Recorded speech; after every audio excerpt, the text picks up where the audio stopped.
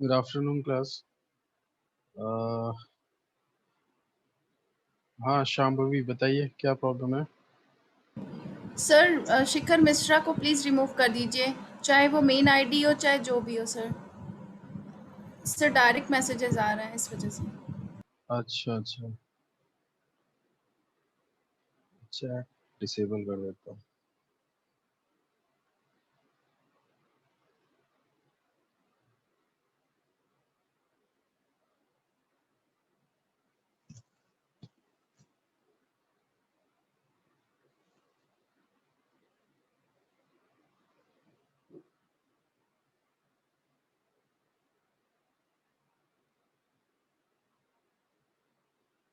अभी स्टार्टिंग में मुझे लगा था किसी ने फेक आईडी से एंट्री लेना चाहता है, तब नाम कुछ अजीब सा था।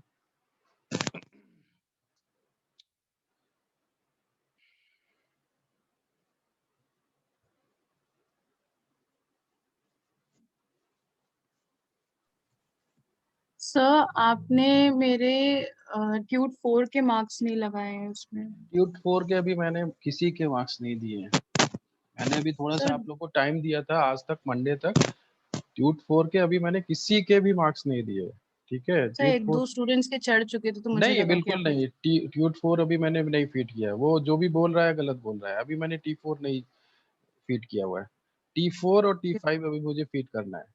ठीक है, तो वही ओके सर। मैंने बोला था मंडे तक टाइम है। आज तक आप लोग के पास टाइम है।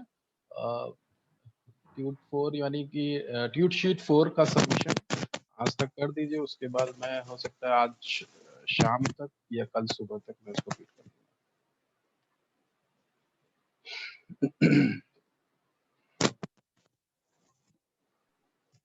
सर मेरा ट्यूट 2 अभी तक आप वो नहीं किए हैं। प्रॉब्लम यही है ना तुम लोग के साथ। अभी मैंने कहा था ना टाइम पे किया करो सबमिट। अभी देखो, जिसका भी ये प्रॉब्लम हो रही है T1 T2 T3, इसमें अगर मार्क्स नहीं फीड है तो पहले तो मैं डेट देखूंगा कब आपने सबमिट किया है। और फिर उसके बाद मैं अगर जब भी मैंने मार्क्स जब भी मैंने सबमिट किया उसके पहले अगर आपने ट्वीट को सबमिट किया हुआ है तो मैं मार्क्स दे दूंगा। लेकिन ये सारी चीजें होंगी आफ्टर प्री एंड, मतलब जब आप लोग का प्री एंड हो जाएगा, जब मैं थोड़ा सा फ्री हो जाऊंगा, क्योंकि वो काम अभी क्या होता है ना, वो मैं नहीं कर सकता। ठीक है, मैंने अगर एक बार फीड किया, मैं मार्क्स को एडिट नहीं कर सकता। उसके लिए मुझे दूसरी आईडी से या कॉलेज जाकर वहां पर चेंज कराना होता है। तो इसलिए वो सारी चीजें मैं बाद में करूंगा, जब मार्क्स फाइनल होने होंगे। आप लोग के इंटरनल मार्क्स जब फाइनल होने होंगे तब मैं वो चीज कर दूंगा। ठीक है,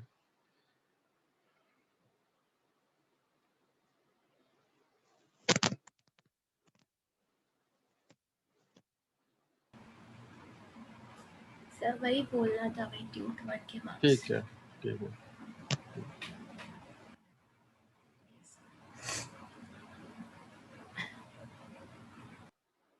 ट्यूट के अलावा और किसी को कुछ प्रॉब्लम?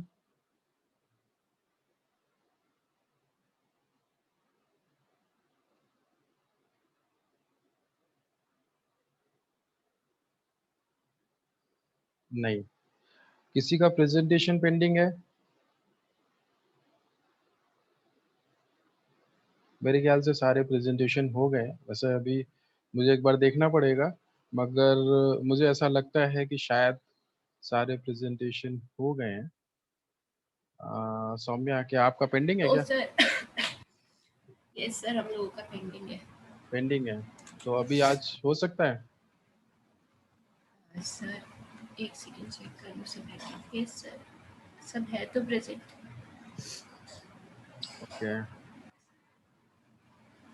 चलिए मैं अलाउ कर रहा हूँ।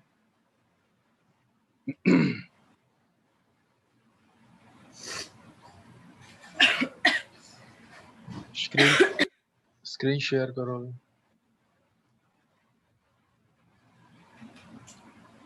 Yes sir.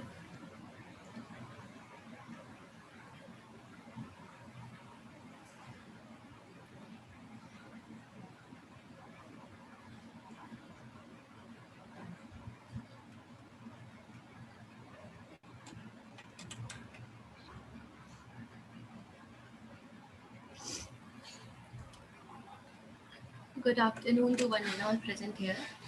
Today I, Soumya Kulshrestha, along with my teammates Sakshi and Samiksha, here to present the topic leverage analysis, financial leverage, operating leverage, and combined leverage, along with its implications.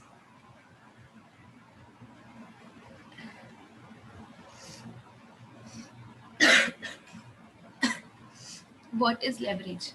Leverage is a strategy that companies use to increase assets, cash flows, and returns through it, and also magnify losses. To gaining larger benefits by using lesser amount of force is called leverage. For example, a company was formed with a 5 million investment from investors where the sorry sir, where the equity in the company is 5 million. This is the money of the company that uh, a company can use to operate. If the company uses debt financing by borrowing 20 million, it now has 25 million to invest in business operations and more opportunity to increase value for shareholders. Leverage can be used by a business to leverage debt to build financial assets. Leverage is used to describe the ability of the firm to use fixed cost assets or funds to increase the return of its equity shareholders. Coming to the topic financial leverage. Financial leverage is a tool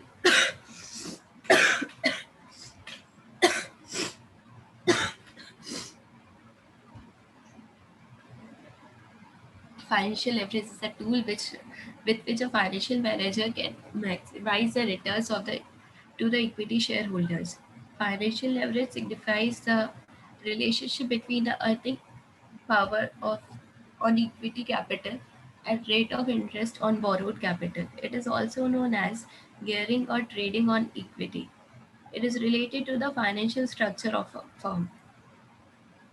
It is concerned with the use of financial instruments with fixed cost or return to maximize EBIT, that is, earning before interest and tax. Degree of financial leverage (DFL) is equal to the percentage in change in earning per share upon percentage in change in operating profits, that is EBIT upon EBT, where EBIT is earning before interest and taxes, EBT is earning before taxes. Here is the question on financial leverage. A company has a choice on the following three financial plans that are required to calculate the financial leverage in each case and interpret it. Particulars: equity capital, debt, EBIT, profit, operating profit, interest at the rate 10% on debt in all cases. Here are given uh, the uh, here are given the rates X, Y, and Z. Uh, by using the formula of financial leverage EBIT upon EBT, we can solve it. 400 given EBIT profit, operating profit of X is given 400, and 10% less, that is 200, and we will get 200. Same we will do in X and Z also, sorry, Y and Z also. And here are the answers. X will be 2 times, Y will be 4 times, and Z will be 1.33 times. In financial leverage, as explained clear earlier, indicates the change that will take place in the taxable income as a result of change in the operating income. Implications, effects of financial leverage. Taking on debt as an individual or a company will always bring about a heightened level of risk due to the fact that income must be used to pay back the debt even if the earnings or cash flows go down. From a company's perspective, the use of financial leverage can positively or sometimes negatively impact its return on equity as a consequence of the increased level of risk. It is related to liability side of balance sheet. It shows effects of changes in operating profits on earning per share due to fixed financial charges. It involves financial risk. Over to you, Samiksha.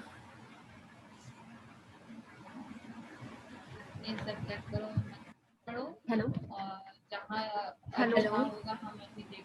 Saumya, I'm audible? Yes, you are audible. Hello. It's Thank you, Miss Sakshi's Soumya. turn. No, Okay, it's my it's your turn. turn. Okay. Thank you, Miss Soumya. Now I'm going to explain the topic operating leverage. Operating leverage is related to the cost structure of a firm. It used fixed cost incurred by the firm to minimize the return. जैसा कि हम जानते हैं कि operating leverage जो होता है वो कॉस्ट स्ट्रक्चर पे बेस्ड होता है और इसमें हम मिनिमम कॉस्ट लगा के मैक्सिमम प्रॉफिट अर्न करना चाहते हैं. To run the business you have to encourage operating expenses. हमें कोई भी बिजनेस को रन करने के लिए उसमें ऑपरेटिंग एक्सपेंसेस को इंक्रीज करना पड़ता है. Operating expenses like rent, wages, salary and property tax. According to रिग्मा, if a high percent of a firm total costs are fixed cost, then the firm is said to have a high degree of operating leverage. हम operating leverage में जितना percent sales का increase करते हैं वो EBIT के भी percent को इफेक्ट करता है और ये पॉजिटिव और नेगेटिव दोनों ही इम्पैक्ट डालता है. जैसे कि अगर हम जैसे कि अगर सेल्स हमारा 1% से इंक्रीज हो रहा है तो वो हमारे ईबीआईटी को भी इंक्रीज कर देगा, लेकिन अगर हमारा सेल्स डिक्रीज हो जा रहा है तो वो हमारे ईबीआईटी को भी डिक्रीज कर देगा. Saumya, next slide. हेलो.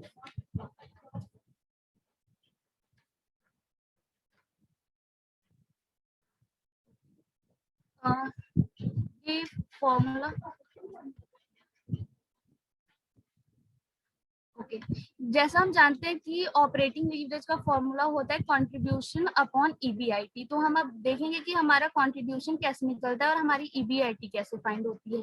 तो सबसे पहले किसी भी क्वेश्चन में हमें सेल्स दिया रहेगा जिसमें से हमें वेरिएबल कॉस्ट माइनस करना होगा तो हमारा कंट्रीब्यूशन निकल के आ जाएगा. और जब हम कंट्रीब्यूशन से फिक्स्ड कॉस्ट माइनस करेंगे तो हमारी ईबीआईटी निकल के आ जाएगी. अब एक क्वेश्चन है इस पे. A company has estimate that for a few product its selling price is rupees 14 per unit, variable cost is rupees 9 per unit and fixed cost is 10,000. Calculate the operating leverage for sales volume of 3,000 unit and 4,000 unit. Also comment on the calculation of operating leverage. अब हमें दो unit पे निकालना है. पहला तो जो है हमारा वो है 3,000 यूनिट और दूसरा हमारा 4,000 यूनिट. सबसे पहले हमें सेल्स फाइंड करनी होगी. तो सेल्स फाइंड करने के लिए हमारा यहाँ पे सेल्स दे रखा है 14 पर यूनिट. अब 14 पर यूनिट को हम 3,000 से मल्टीप्लाई कर देंगे तो और इधर हम 4,000 से मल्टीप्लाई करेंगे. जब हम 3,000 से करेंगे तो 42,000 आएगा और जब हम 4,000 से करेंगे तो 56,000 आएगा. और जब हमारा सेल्स निकल के आ जा रहा है तो हमें इससे वेरिएबल कॉस्ट को लेस कर देना है. अब हमारा वेरिएबल कॉस्ट 9 पर यूनिट दिया है. हम वेरिएबल कॉस्ट को भी 9 पर यूनिट को 3,000 से मल्टीप्लाई करेंगे 27,000 एंड 4,000 से करेंगे तो हमारा 36,000 आ जाएगा. और ये जब हम लेस करेंगे तो हमारा कंट्रीब्यूशन निकल के आ जाएगा. अब हमें कंट्रीब्यूशन से ईबीआईटी फाइंड करना है. तो ईबीआईटी फाइंड करने के लिए हमें फिक्स्ड कॉस्ट लेस करना पड़ेगा. तो क्वेश्चन में फिक्स्ड कॉस्ट दिया हुआ है 10,000 तो हम दोनों ही अमाउंट से 10,000 लेस कर देंगे जिसपे हमारा EBIT earning before interest and tax आ जाएगा. 3,000 यूनिट का आ जाएगा 5,000 एंड 4,000 यूनिट का आ जाएगा 10,000. और इसके बाद हम ऑपरेटिंग लीवरेज कैलकुलेट करेंगे कंट्रीब्यूशन अपॉन ईबीआईटी. तो पहले का 3,000 का हमारा आएगा 3 टाइम्स और 4,000 का आएगा 2 टाइम्स. अब the operating leverage of 3000 unit is more than 3 times and the leverage of 4000 unit with 2 times. The company should choose the option of 4000 unit with 2 times leverage. अब यहाँ पे जो है हम 2 टाइम्स वाले को मतलब 4000 यूनिट को हम सेलेक्ट करेंगे, क्योंकि हम जानते हैं कि जो हमारा ऑपरेटिंग लीवरेज का आइडियल रेशियो आइडियल परसेंट होता है वो 1 होता है। इसी वजह से सबसे क्लोज हमारा 2 है, तो इसी वजह से हमारा 2 हो जाएगा। Saumya, next slide please. Implication and effect of operating leverage. Operating leverage show the ability of a firm to use fixed operating costs to increase the effect of change in sales on its profit, operating profit. अब जैसा हमने पहले भी देख लिया था कि हमारा जो सेल्स होता है वो ऑपरेटिंग प्रॉफिट को भी अफेक्ट करता है। जैसे हमारा सेल्स इंक्रीज होगा वो हमारी ईबीआईटी को भी इंक्रीज कर देगा, और जैसे हमारा सेल्स डिक्रीज होगा वो हमारी ईबीआईटी को भी डिक्रीज कर देगा। It is related to the asset side of balance sheet. According to accounting standard, जो हमारा एसेट साइड होता है उसमें जो भी हमारी फ्यूचर बेनिफिट होती है उसको हम ऐड करते हैं। और जैसा कि हम जानते हैं ऑपरेटिंग लीवरेज में हम फ्यूचर प्रॉफिट को लेके चलते हैं, इसी वजह से ये हमारे एसेट साइड में आएगा। It is directly related to break even point, क्योंकि हम ये जानते हैं कि जो हमारा ऑपरेटिंग लीवरेज होता है वो सेल्स से रिलेट करता है और हमारी ऑपरेटिंग प्रॉफिट को भी शो करता है। तो जब सेल्स और रेवेन्यू की बात आ जाती है तो वो वहाँ पे ब्रेक इवन पॉइंट को भी इंडिकेट करेगी, और जब sales is equals to revenue हो जाता है तो वो हमारी ब्रेक इवन पॉइंट हो जाती है। It is related to the selling price and variable cost. And the last point is more operating leverage lead to more business risks. For then a small sales decrease cause a big profit decline. और अगर हम जानते हैं कि operating leverage में business risk को determine किया जाता है, फाइंड किया जाता है, और अगर हम कोई बड़ा रिस्क नहीं लेंगे तो हमें कोई बड़ी प्रॉफिट भी नहीं मिलेगी। Thank you. Now next part will be explain by miss Sakshi. Miss Sakshi, over to you.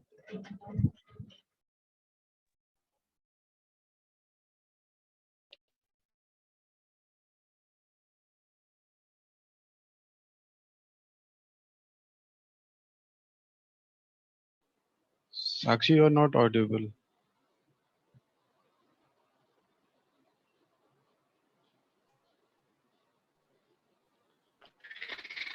Thank you, Samiksha.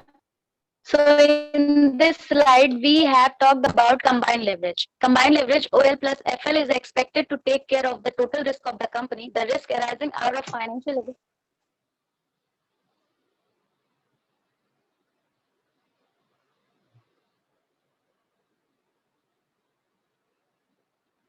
I think Sakshi, I have a network issue.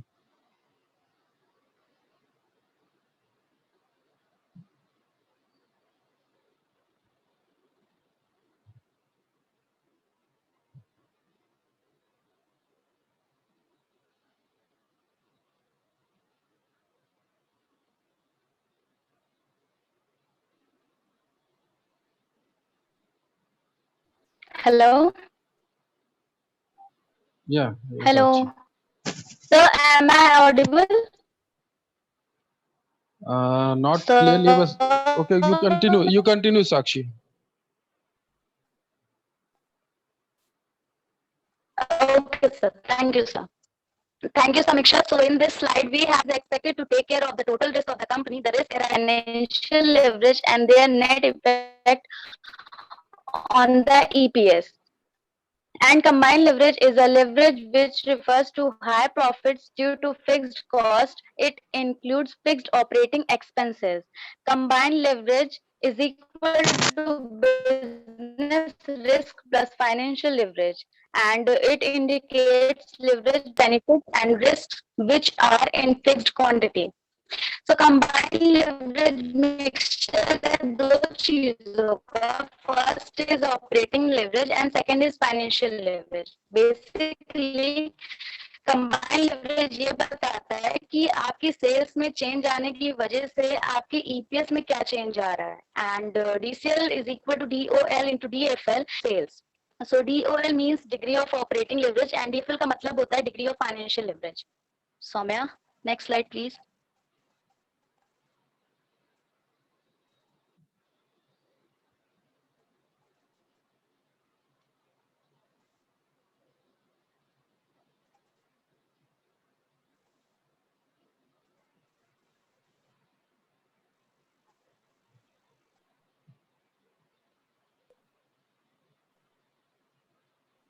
Okay, and next slide. जैसे क्वेश्चन दे रहा है, Kumar company has paid off 25 lakh rupees and उसका variable cost is 50,000 and fixed cost है 50,000, और जो depth है उसका 12,50,000 जिसमें 8% का इंटरेस्ट देना है हमें, और हम जानते हैं इसका मतलब होता है अर्निंग्स. तो सबसे पहले हमें कंट्रीब्यूशन निकालना होगा. तो कंट्रीब्यूशन निकालने के लिए हम सेलर माइनस वेरिएबल कॉस्ट करते हैं. तो यहाँ पे सेल्स दिया है 25 लाख, तो वो लिख देंगे और उसमें वेरिएबल कॉस्ट 12,50,000 माइनस कर देंगे. तो हमारा कंट्रीब्यूशन आ जाएगा 12,50,000. अब हमें निकालना है ईबीटी. तो ईबीटी निकालने के लिए हमें पहले कंट्रीब्यूशन से फिक्स्ड कॉस्ट माइनस करना होगा, और फिक्स्ड कॉस्ट यहाँ पे 50,000 दिया हुआ है, वो माइनस कर देंगे. जब फिक्स्ड कॉस्ट माइनस कर देंगे तो हमारा earning before interest and tax आ जाएगा. अब earning before interest and tax आ रहा है तो हमें ईबीटी चाहिए, यानी कि हमें इंटरेस्ट भी लेस करना पड़ेगा. तो फिर देखेंगे इंटरेस्ट क्या है. तो यहाँ पे बोल रहा है डेप्थ ऑफ ₹12,50,000 और जिसपे 8% का इंटरेस्ट लगा हुआ है. तो हम ये जो 12,50,000 है उससे 8% निकालेंगे. उसका 8% आएगा 1 लाख, और 1 लाख जो भी इंटरेस्ट है उसका 1 लाख, तो उसको 12 लाख से माइनस कर देंगे, क्योंकि हमारा earning before interest and tax तो पहले ही 12 लाख आया हुआ था, उसमें 1 लाख माइनस कर देंगे.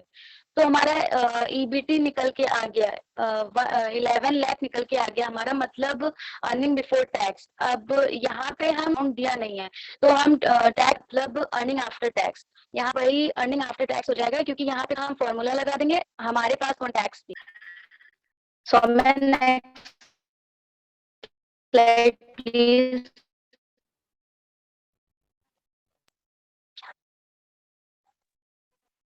And third slide is implications effects of combined leverage. A high level of combined leverage shows the risk involved in the company, as there are more fixed costs in the company, while a low combined leverage would mean better for the company. And composite leverage is used to describe the interrelationship between sales revenue and the taxable income, and it may be defined as the impact of percent. High level combined leverage ये दिखाता है कि company कितने risk में है, but अगर हम लोग कंपोजिट लेवरेज टैक्सेबल इनकम के बीच का रिलेशन निकाल सकते हैं. That's all from our side. Thank you sir. Thank you so much. Okay, tell me difference between operating profit and net profit.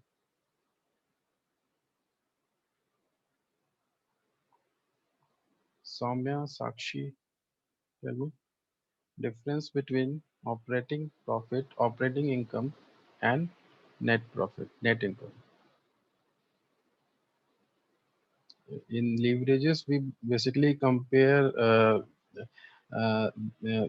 operating profit, net profit, and sales. तो what is this, मतलब आपका जो operating जो profit है या net profit है, दोनों में डिफरेंस क्या है?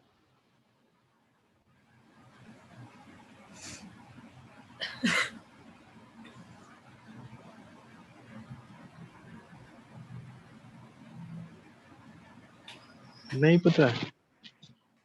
सर ऑपरेटिंग प्रॉफिट जो है वो कंपनीज प्रॉफिट होता है जब उसके सारे एक्सपेंसेस निकाल लिए जाते हैं, मतलब एक्सपेंसेस के अलावा जो बचते हैं। एक्सपेंसेस के अलावा जो बचते हैं, ऐसा है? और कोई बता सकता है? Net profit is the profit remaining after all costs incurred in the period have been subtracted from the revenue generated from sales. Difference बता दो, दोनों में डिफरेंस क्या होता है वो मुझे बता दो।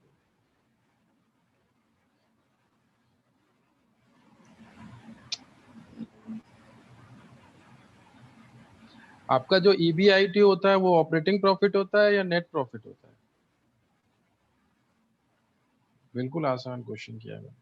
EBIT आपका ऑपरेटिंग प्रॉफिट है या net profit? Sir, operating profit. Correct, बस यही बताना था आपको। ठीक है, EBIT मतलब earning before interest and tax. ठीक है, जब भी आप जो अर्निंग निकाल रहे हो उसमें आपने इंटरेस्ट को माइनस नहीं किया है, टैक्सेस को माइनस नहीं किया, तो वो आपका ऑपरेटिंग प्रॉफिट होगा। जब आप इंटरेस्ट और टैक्सेस को माइनस कर देते हो तो उसके बाद वो आपका नेट प्रॉफिट निकलता है। ठीक है। और कोई ग्रुप है प्रेजेंटेशन के लिए?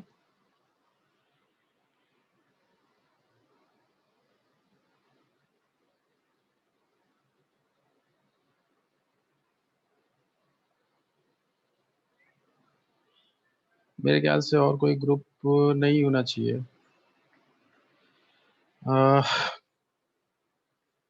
ठीक है, तो फिर आज के लिए इतना ही रखते हैं।